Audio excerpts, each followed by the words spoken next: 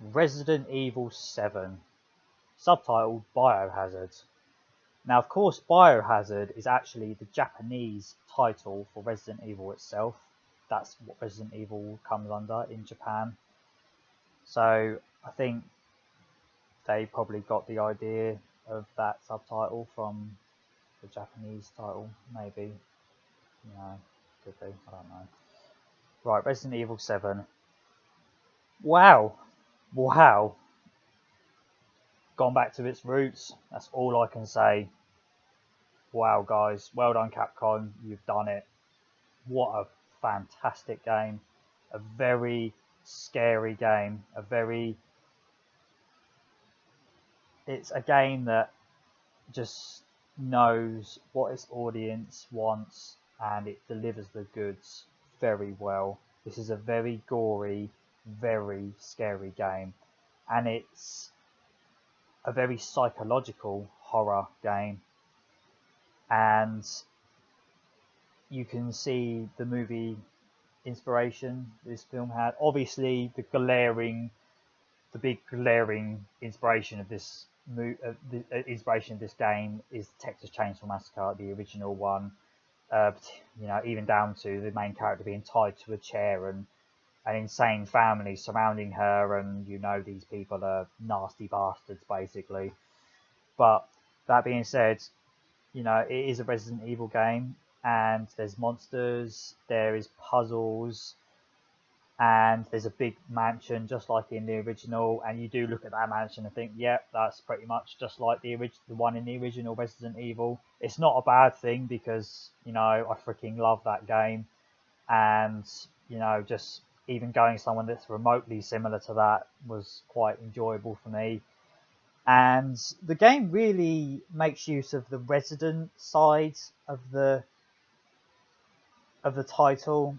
You really do feel like you're actually in someone's home, rather than just being in a giant mansion. You're actually in somebody's home, and for some reason it's a lot scarier just being chased by humans than the monsters. Even though the humans aren't really human, they're just infected, and they just regenerate, and you shoot their heads off and it just comes back and everything.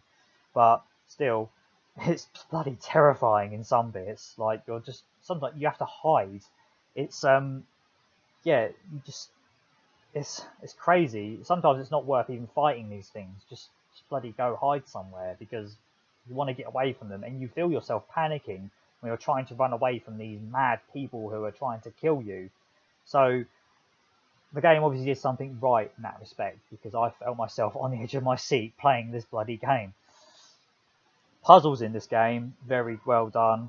They're not the most challenging, to be honest, and there was one particular puzzle that I was actually quite stuck on, but then again, the loading screens give you hints on how to get past certain areas of the game that you might be stuck on. And there's one loading screen that blatantly told me how to get past this puzzle.